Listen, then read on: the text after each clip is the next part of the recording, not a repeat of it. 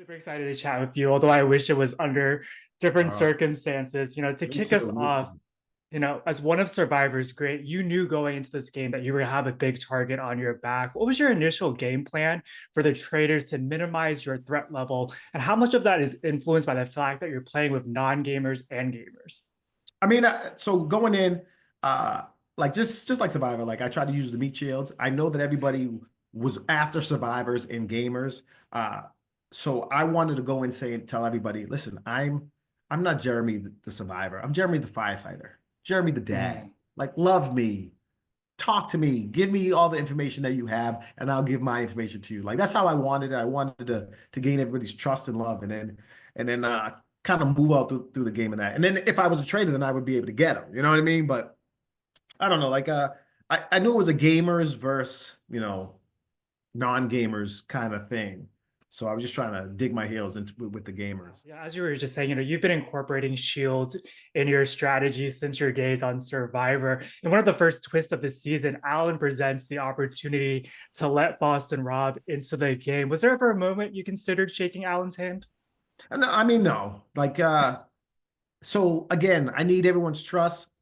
How am I going to go and bring Boston Rob in and then get rid of someone that I don't even know yet? You know what I mean? Like it was just too much. There's going to be a target on your back if you go up there. It was just too much. It wasn't enough for if okay, if somebody was out there with me that I absolutely couldn't play with, that we had the worst relationship, that like uh they would go up there and shake their hand and take me out first, I would do it, obviously. But like, uh, I don't see that happening. There was just too much of a target on your back if you went and did that. Tony was the one that they revealed, and Boston Rob was in the original cast. Would you have No, shaken I mean, no, I'm not, because I mean, I know how they both play. Yeah. Rob is all about himself, self-preservation. He doesn't care. He will take out anybody for you. Like I mean, to save himself. Tony, on the other hand, Tony would Tony would lose the game if he was with people that he really trusts. You know what I mean? And like I trust Tony. You know what I'm saying? Like me and Tony, we have a good relationship. Uh, I would have tried to take him out at the end, like to win the game, but only because I think Tony is gonna he's not gonna turn his back anymore. You know what I mean? Tony's just that's my guy. I would never do that to him. You actually answered my next question for you, but in some of Tony's exit interviews, he has said that he would put his game on the line for you, Boston Rom, and Carolyn, because there's this unspoken rule among Survivor players that you Yeah. have each other's back. And we saw you go to bat for Tony during his banishment and not cast a vote for him. Where would you have drawn that line had you advanced further in the game and realized that two of your traders were actual Survivor alumni? I mean, like it's kind of tough because if I made it the next round and I saw Bob, the drag queen, and Rob going at each other, um, I would have taken Bob, the drag queen's side because I didn't. Mm. I just thought Rob was doing too much and he just got on it. So like I think that's kind of where I would draw the line and say like I didn't think either one of them were traitors, but uh I think I would just try to bring them together and say, let's all work together. Like, we don't need this. You know what I mean? So, but I mean, at some point, I don't know, like at some point, yes, you would go after him, but who knows? I would have to see how the game, panned out.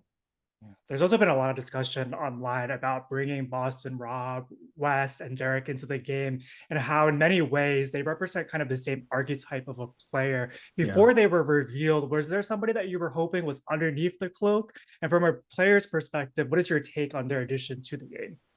Um, I didn't really hope for anybody. I thought Bananas was going to be underneath there. Mm. Um, so I don't know. Like it happened so fast. Like I didn't really think about who else would be underneath there. Everyone was thinking it was going to be Rob, though. Rob was going to be one of them.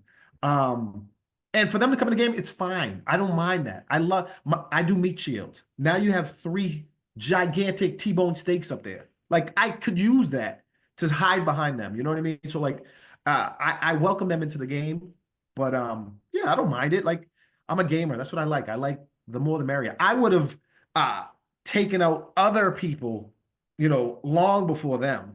So like my meat shield thing would be in full effect. You know what I mean?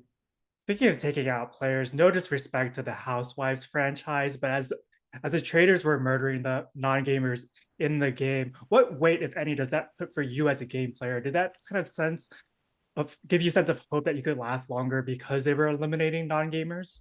No, I didn't think about it like that. I thought that the traders would kind of like move things around, and so I didn't want to have any sense of like relaxation or complacency. You Mm, know what I mean? So like just because they took out a couple housewives, like they could come after me next. I mean, I had two shields, so they couldn't take yeah. me out. Who knows if I didn't have a shield if they would have taken me out? You know what I mean? So I tried not to be complacent like that. And my first season of Survivor, when I the day I went home, I said, I won this game.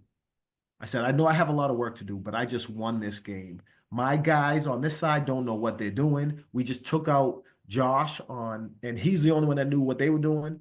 I was like, I'm good. And they got me out. So like I try to go into every show, every competition, not underestimating anybody. When I saw your name in the cast, I thought you were going to go a lot further too. And I think one of your greatest strengths as a competitor is that you will help bring money to the pot. But we've seen really early on in the season that players are willing to jeopardize adding money in favor of the shields. How did that change your pitch for what you brought to the game? I mean, it didn't really change my pitch. I think that the when we were rowing, it was such a long to go to the next buoy to get the last, I think was it 20,000 or whatever it was. It was so far. My arms were cramping, and I wasn't sure if we would be able to get back in time. You know what I mean? So like I don't know. Like I felt like we did made the right decision in not moving forward. Looking back, if they said Wells and Sierra got off because they were the only ones that weren't rowing, but then we had to roll all the way back. So I don't. It wasn't a big deal to me that we jeopardized, money to get, to just to get back. You know what I mean? I felt like we had to do that. You have such a great read on who the traders were early on, particularly picking up on Bob the drag queen and Danielle, but it almost doesn't benefit faithfuls to get traders out this early in the game because it increases your threat level. Was there ever a part of you that thought about deflecting and potentially putting sus on players that you knew weren't traders? I mean, no. So right away, I wanted to solidify that I'm a faithful and I'm getting out traders. Like if we got out Danielle, now I could be like, all right, now we could play a little bit, and some of the faithful can go or whatever. I know that Wes is big into that. Wes is used to always say like, uh, we need to trim the fat and then go after traders. You know what I mean? And I'm like, yeah, that's you can do that, but like let's just get a trader first. You know what I mean? Let's start the game. I feel like the game isn't starting until we get a trader. And now we can start moving. Now and there's gonna be a lot more confusion with recruitment and everything. So like, I don't know. I feel like uh I don't know. I just feel like that's the right thing to do is to get on a trader as soon as you can, and then we can stop playing. When you found out that you were shortlisted to be in the coffin, you threw that Hail Mary. It's very unexpected for anybody who's familiar with your game style because you are a man of your word, and you're loyal to the end. Would you have kept that promise if you hadn't been eliminated? And why do you think that last ditch effort didn't resonate with Boston Rob or Carolyn, I who are mean, I don't familiar know. with the ways yeah. I I don't know. I don't know how you can help the traders. I think that I think I think I turn my back on the traders and stick with the faithful. I think the faithful I would need to go back and clean up a lot of it because I know that they would be after me and like, yo, you just said that you were gonna help them. I can't trust you. So I knew I had a lot of work to do if I made it back. But I felt like I could do that. I felt like I gained enough trust with most of the people there that I could regain it back. Hey, I had to do whatever I could to stay in the game. Come on, guys, give me a break. You know what I mean? Outside of I your could, wife, who's also a Survivor alumni, who from your respective franchise would you like to see on the next season of the show and why? so I think that like people like Wentworth would be good. Fishback wants to get on there. He loves that. Um, but I the person the most that I think should be on every season of Survivor. Uh is Abby Maria. I think if you put her in the castle, she would burn it down. Like she would, it would be crazy. But she couldn't be a traitor. I think that she can't do what Carolyn is doing. I think that if you make her a faithful, she would think everybody's a traitor and she would go after everybody, and it would be beautiful, beautiful television. It would be wonderful. But I mean, there's a lot of a lot of the survivors are crazy and would do really well on this show. You know, Tyson would love it out there. Absolutely. And this is a game that's going to continue to evolve. What's one thing that you would love to see change for the future seasons? Um, one thing, um, so Tony said something about like that I thought was a good idea. Like if you if there should be like consequences if you don't get it right or something like that. Like I don't know, like it's good right now though. Like I think like it's kind of new. We're only on season 3. Let it kind of like marinate a little bit, you know, like let's leave it alone, you know. And let's just play, you know, let's see how it goes. And then but I do like how he said if you miss up on a trader, there's got to be some type of consequence or On something. everything. And I know it takes a lot of convincing to get you on these shows because it's time away from your family. We know that Survivor 50 is going to be a season of alumni. Would you consider playing that again? Would you consider playing Traitors again? Survivor, I'm done with Survivor. I told Probst that, you know, I appreciate it. You know, Survivor was wonderful. I love it. I have 100 days in, and I think that's a nice round number. I think I'm good. Um, but I think that like Traders, like I had a really good time. I'll tell you this. So like I've been called for some shows here and there, and I always tell them no. You know, I'm like, thanks. I'm at the fire station tomorrow. Leave me alone. Uh, but I was in bed watching Traders season 2 with Val. And I said to her, I would do this. And she's like, really? And I was like, yeah, I would do this. This looks super fun. And I got a call like the next day. And I thought it was a great experience. I think my time was cut too short. So I would play Traders again. But other than that, like I'm at the fire station. If you're You're looking also for me. somebody that's known for making the most of a second chance. I got one final question for you. I didn't say that. You said that though. No, it's true, right? You won the second time you play.